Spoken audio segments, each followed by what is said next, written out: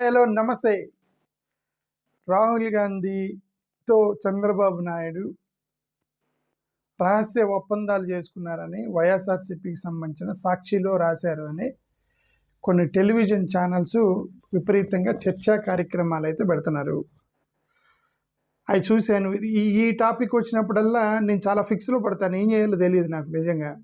ఎవరిని సపోర్ట్ చేయాలి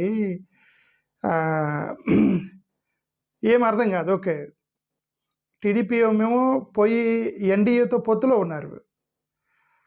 ఎన్డీఏతో పొత్తులో ఉన్నప్పుడు రాజకీయం ఎప్పుడు కూడా ఏంటంటే ఐడియాలజికల్గా డివైడ్ అయిపోవాలి. రాజకీయం ఎప్పుడు కూడా ఐడియాలజికల్గా డివైడ్ అవ్వాలి. ఐడియాలజికల్గా డివైడ్ అయితేనే ఇద్దరికీ మంచిది. ఇప్పుడు నేషనలిస్ట్ అప్రోచ్ ఉన్నటువంటి మెజారిటేరియన్ పాలిటిక్స్ చేసే వాళ్ళకి కూడా ఒకవేళ ఒకే మెజారిటీ ప్రజలు అవునయా మెజారిటేరియనిజమే కావాలి అని ప్రజలు, ఇది డెమోక్రసీ ఇది ప్రజాస్వామ్యంలో అవునయ్య అది హిందూ రాష్ట్రగానే ఉండాలి, మెజారిటీ అని పాలిటిక్సే కావాలని చెప్పేసి వాళ్ళు ఎక్కువ ఓట్లు వేశారనుకోండి, మనం ఏం చేయలేము. డెమోక్రసీలో we have to follow the democratic system. Okay, అది జరగాలంటే ఐడియాలజికల్గా డివైడ్ అవ్వాలి. డివైడ్ అవ్వాలి ఫస్ట్. ఓకే, మెజారిటేరియన్ స్టేట్గా ఉండాలా లేదా సెక్యులర్ స్టేట్గా ఉండాలన్నా కూడా ఐడియాలజికల్గా డివైడ్ అయితేనే అది ప్రాబ్లం ఉండదు. అది ఇప్పుడు వెస్ట్ బెంగాల్లో ప్రాబ్లం లేదు. ఎందుకు? వాళ్ళు ఐడియాలజికల్గా డివైడ్ ఉన్నారు. వీరి కాంగ్రెస్, కమ్యూనిస్టులు, మమతా బెనర్జీ వాళ్ళ ఐడియాలజికల్ కంప్లీట్గా డివైడ్ అయి ఉన్నారు. ఒక పక్కన భారతీయ జనతా పార్టీ అలయన్స్లో ఉన్నటువంటి చిన్న చిన్న పార్టీలందరూ డివైడ్ ఉన్నారు. తమిళనాడులో ప్రాబ్లం లేదు. ఎందుకు? డిఎంకే ప్లస్ వర్సెస్ భారతీయ జనతా పార్టీ ఏఐడిఎంకే ఐడియాలజికల్గా డివైడ్ అయి ఉన్నారు. ఓకే, ఎటు వచ్చి ప్రాబ్లం వచ్చేది రెండు ప్లేసుల్లో వస్తాయి. ఒకటి తెలంగాణలో ప్రాబ్లం లేదు, కర్ణాటకలో అస్సలు ప్రాబ్లం లేదు. బీజేపీ వర్సెస్ కాంగ్రెస్ కాదు అసలు ప్రాబ్లం లేదు. ఎక్కడెక్కడైతే బీజేపీ వర్సెస్ కాంగ్రెస్ ఉందో అసలు కన్ఫ్యూజన్ లేదు ఓటర్లకి. బికాజ్ ఎందుకంటే దానికి వేయాలా దీనికి వేయాలా, సెక్యులరా లేకపోతే మెజారిటేరియన్ పాలిటిక్సా, సెక్యులరా లేదా హిందుత్వ పాలిటిక్స్ అనేది డెసిషన్ తీసేసుకుంటారు. కర్ణాటక ఎక్కడెక్కడైతే బీజేపీ వర్సెస్ కాంగ్రెస్ ఉందో. కేరళ ప్లస్ ఆంధ్రప్రదేశ్లోనే ప్రాబ్లం ప్రతిసారి. కేరళ అండ్ ఆంధ్రప్రదేశ్. కేరళ ఏంటంటే కమ్యూనిస్ట్ వర్సెస్ కాంగ్రెస్ కొట్టుకుంటారు, బట్ ఇద్దరు కూడా ఇండియా బ్లాక్ వైపు ఉన్నారు. అక్కడ కొద్దిగా హిందుత్వవాదులకి ఫ్రస్ట్రేషన్ వచ్చింది కేరళలో. ఎందుకు అంటే ఎవరు ఓటేయాలో తెలియదు. ఇద్దరు కూడా ఇండియా బ్లాక్ వైపు ఉన్నారు, ఇద్దరు సెక్యులర్ అంటున్నారు. మనకి ఒక స్ట్రాంగ్ మెజారిటేరియన్ వైపు నుంచి ఒక స్ట్రాంగ్ పార్టీ లేదు, పొలిటికల్ పార్టీ లేదని ఈ మెజారిటేరియన్ పాలిటిక్స్ కోరుకునేటువంటి వాళ్ళు ప్లస్ ఏమంటారు హిందుత్వ పాలిటిక్స్ కోరుకునే వాళ్ళకి ఫ్రస్ట్రేషన్ వచ్చింది కేరళలో. అక్కడ హిందుత్వవాదులకి ఫ్రస్ట్రేషన్ అయితే ఆంధ్రప్రదేశ్లో సెక్యులర్ వాదులకి ఫ్రస్ట్రేషన్. ఆంధ్రప్రదేశ్లో కేరళలో క్వైట్ రివర్స్. కేరళలో ఉన్నటువంటి ప్రతిపక్షం ప్లస్ పాలకపక్షం రెండు సెక్యులర్ వైపు ఉంటే, ఆంధ్రప్రదేశ్కి వచ్చేసరికి ఏమో చంద్రబాబు నాయుడు గారు పొత్తులో ఉంటారు, జగన్మోహన్ రెడ్డి గారు ఏమో ఇండియా బ్లాక్ వైపుకి రారు. ఆయన పొత్తులో లేకపోయినా వాళ్ళకి అవసరం వచ్చిన మద్దతు ఇచ్చి బట్ ఇండియా బ్లాక్ సపోర్ట్ చేయట్లేదు. సో కేరళలో వాళ్ళకి ఫ్రస్ట్రేషన్ అయితే ఇక్కడ ఆంధ్రప్రదేశ్లో సెక్యులర్ వాదులకు ఫ్రస్ట్రేషన్. ఏం చేయాలో తెలియదు, అసలు ఈ రాజకీయం ఏంటో తెలియదు. ఓకే, ఈయనేమో పొత్తులో ఉంటాడు చంద్రబాబు నాయుడు గారు పోయి, జగన్మోహన్ రెడ్డి గారేమో వీళ్ళకి సపోర్ట్ చేయడు ఇండియా బ్లాక్ వాళ్ళకి. ఎందుకు అంటే ఇక్కడ జగన్మోహన్ రెడ్డి గారు కేసీఆర్ ఫ్రెండ్స్ అంటారు, రేవంత్ రెడ్డి చంద్రబాబు నాయుడు ఫ్రెండ్స్ అంటారు. రేవంత్ రెడ్డి ఏమో కాంగ్రెస్ ముఖ్యమంత్రి, ఈయనేమో ఎన్డీఏలో ఉంటాడు. కేసీఆర్ పర్లేదు, ఆయన న్యూట్రల్ స్టాండ్స్గా ఉన్నాడు. ఓకే, ఎటైనా సరే ఏదైనా కన్ఫ్యూజింగ్ పాలిటిక్స్లో వాళ్ళకి క్లారిటీ ఉందేమో కానీ ఇప్పుడు మాలాంటి వాళ్ళకి ఏంటంటే అసలు ఏంటి అది మేము ఎటువైపు ఉండాలో తెలియదు అని కన్ఫ్యూజన్లో ఉంటాం అనమాట. అది ఏంది ఎటువైపు ఉండాలి? మాకేమో బేసికల్గా మేము ఒకటో కోరుకునేది ఏంటంటే సెక్యులర్ దేశంగా ఉండాలి. This should be a secular state. It should be ఏమంటారు అందరూ సమానంగా కలుపుకునేటువంటి పొజిషన్లో ఉండాలని మేము అనుకుంటాము. వాళ్ళేమో డిఫరెంట్ ఒపీనియన్లో ఉంటారు. ఇప్పుడు ఎవరికి ఓట్ చేయాలో తెలియదు. సరే, ఎనివే నేను దాని గురించి చాలాసార్లు మాట్లాడాను. నా అభిప్రాయం నేను చెప్పాను. నేను సెక్యులర్ వాదిని అని చాలాసార్లు చెప్పాను. నేను ఇప్పుడు అల్టిమేట్గా చెప్పదలుచుకుంది ఏంటంటే, సరే వీళ్ళ ప్రస్తావన వచ్చింది. ఇప్పుడు చంద్రబాబు నాయుడు, రాహుల్ గాంధీ కుమ్మక్కయ్యారు ప్లస్ జగన్మోహన్ రెడ్డి. ఇప్పుడు వాళ్ళంటే ఆటోమేటిక్గా ఇప్పుడు తమ్నేలు పెట్టారు అక్కడ అక్కడ ప్రొఫెసర్ నాగేశ్వరరావు గారు మాట్లాడుతున్నారు ఏమని, మరి చంద్రబాబు నాయుడు రాహుల్ గాంధీతో కుమ్మక్క అయితే మరి జగన్మోహన్ రెడ్డి బీజేపీతో కుమ్మక్క అవ్వలేదు, వాట్ ఈస్ ద డిఫరెన్స్ అని ప్రొఫెసర్ నాగేశ్వరరావు గారు ఒక వీడియో పెట్టారు. యాక్చువల్లీ ఆయన వీడియో చూసే నేను మాట్లాడుతున్నాను. ఓకే, నాగేశ్వరరావు గారి వీడియో చూసి సో తక్కిన కన్ఫ్యూజన్ వచ్చేసింది. వినేవాళ్ళకి అవునే కదా, అవును కదా, బట్ ఈయనతో కుమ్మక్క అయితే మరి ఆయనకి ఏంది అసలు, దీన్ని తెరపడేది ఎప్పుడు, ఎండ్ అయ్యేది ఎప్పుడు, తెర వెనక్కి తెరచాటు రాజకీయాలు ఎండ్ అయ్యేది ఎప్పుడు, నిజంగా జరుగుతున్నాయా లేదంటే రూమర్సా తెలియదు. జగన్ మీద వీళ్ళు రూమర్స్ క్రియేట్ చేస్తున్నారా లేదంటే చంద్రబాబు నాయుడు మీద వాళ్ళు రూమర్స్ క్రియేట్ చేస్తున్నారా మనకు తెలియదు. ఈ కాంటెక్స్లో నేను ఒకటే చెప్పదలుచుకుంది ఏంటంటే, రాహుల్ గాంధీయా మోడీయా అనే పాయింట్ మీదే నేను మాట్లాడుతున్నా.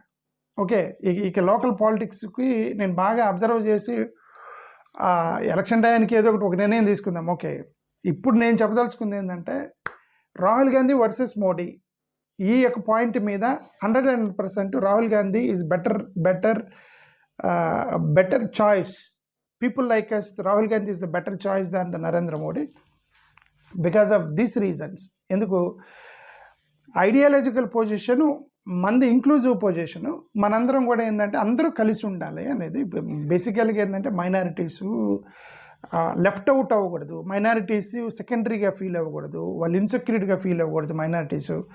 ప్లస్ దళితులు, ఆదివాసీలు వీళ్ళు వాళ్ళ యొక్క రిజర్వేషన్స్ కోల్పోకుండా వాళ్ళకు కూడా ఒక అంటే రిజర్వేషన్స్ ఎత్తేయాలనేటువంటి భావజాలంతో భయపడుతూ ఉంటారు వీళ్ళని. సో కాబట్టి మనంతా ఇంక్లూజివ్నెస్, దళితుల్ని, ఆదివాసీలని రిజర్వేషన్స్ కొనసాగించి వాళ్ళని పైకి తీసుకొచ్చి మైనారిటీస్కి ఇచ్చి ఇదంతా మన inclusive political leader Rahul Gandhi.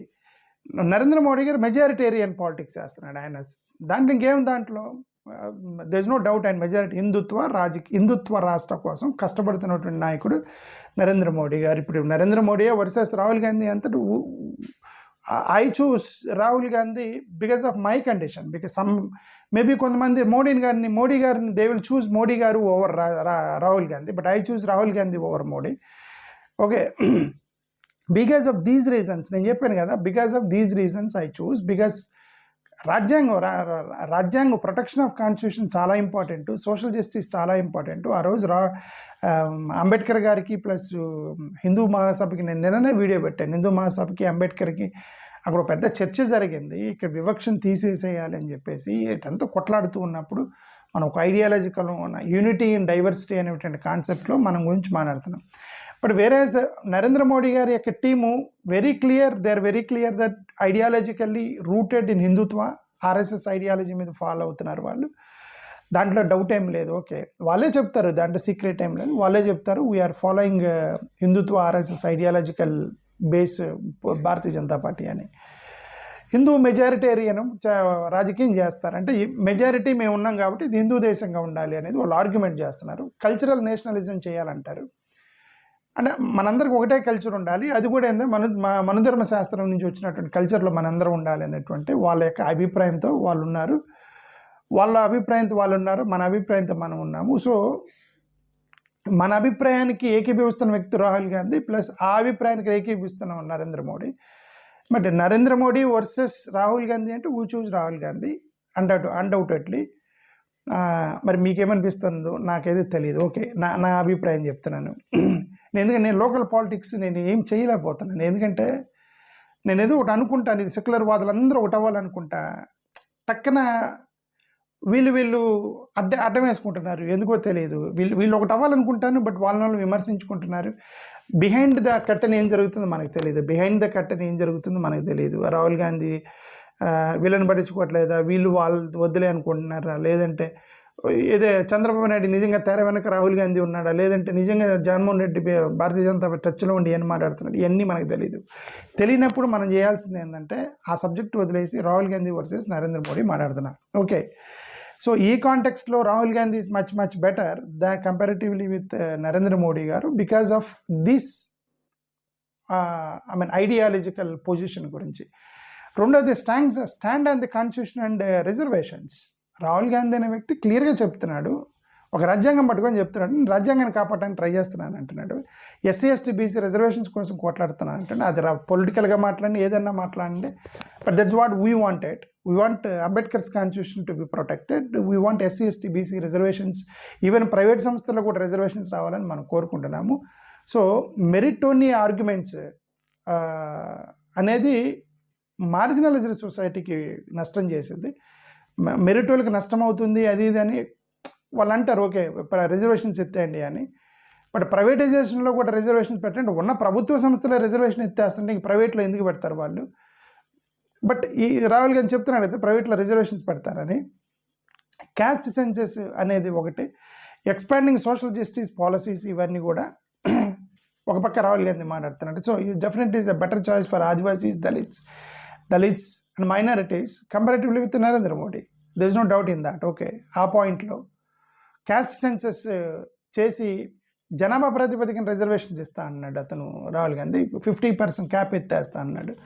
Caste senses ఇవన్నీ కూడా చేస్తున్నారు.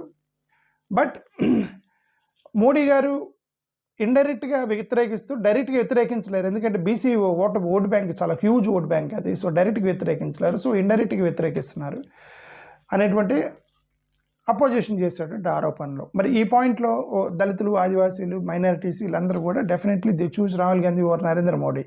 ఓకే, క్రిస్టియన్ మైనారిటీస్, ముస్లిం minorities, SC ST BC reservations కోరుకునే వాళ్ళు ఈ 70-80% కదా. మరి ఎస్సీ ఎస్టీ బీసీ రిజర్వేషన్ కోరుకునే వాళ్ళు, మైనారిటీస్ మొత్తం కలిపి 80% they choose Rahul Gandhi over Narendra Modiji. But voting ఎలా జరుగుతుందో నాకు తెలియదు. ఓకే, ఓటింగ్ ఎందుకు జరుగుతుందో కూడా తెలియదు. ఆ కన్ఫ్యూజన్ అంతా నాకు కూడా తెలియదు. నేను అందుకే చెప్తానంటే అసలు నిజంగా ఓటింగ్ ప్యాటర్న్ కరెక్ట్గా జరుగుతుందా లేదో తెలియాలంటే ఐడియాలజికల్గా డివైడ్ అవ్వాలి. నేను అదే చెప్తుంది చాలా రోజుల నుంచి. కర్ణాటక చాలా క్లియర్గా ఉన్నారు, బీజేపీ వర్సెస్ కాంగ్రెస్ తెలిసేసుకున్నారు, బీజేపీకే కాంగ్రెస్కే తెలుసుకుంటున్నారు. ఓకే, ఇక్కడ ఎక్కడెక్కడైతే మైనారిటీ అంటే రీజనల్ పార్టీస్ ఉన్నాయో అక్కడ actual regional parties are confusing the audience, actually public. అది మేజర్ ప్రాబ్లం. ఇప్పుడు దళితుల మీద అట్రాసిటీ జరిగిన, దళితుల మీద దాడులు జరిగిన, మైనారిటీస్ మీద దాడులు జరుగుతున్నా దాన్ని ఇమ్మీడియట్గా రెస్పాండ్ అవుతుంది రాహుల్ గాంధీ. ఓకే, ఉన్నావో కేసులో ఆయన రెస్పాండ్ అయ్యాడు. హత్రాస్ కేసులో రోహిత్ వేముల కేసు మీద అతను ఒక బిల్లే పెట్టాడు కర్ణాటకలో.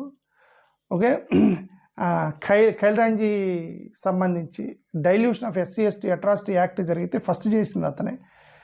ఇదిగో నెక్స్ట్ ఈ యొక్క రోమన్ క్యాథలిక్ చర్చ్లకు సంబంధించిన ప్రాపర్టీ మీద పడతారు, ఒక్క బిల్లు మీద పెట్టారు, ఇక నెక్స్ట్ రోమన్ క్యాథలిక్ చర్చెస్ మీద పడతారని చెప్పి రాహుల్ గాంధీ ట్వీట్ చేశాడు. అక్కడ మణిపూర్ మీద కొట్లాడింది రాహుల్ గాంధీ. ఇవన్నీ కూడా చేస్తుంది రాహుల్ గాంధీ. ఓకే, అంటే బేసికల్గా అతను అండగా ఉంటున్నాడు మా మైనారిటీస్కి సంబంధించి రాహుల్ గాంధీ ఓవర్ నరేంద్ర మోడీ.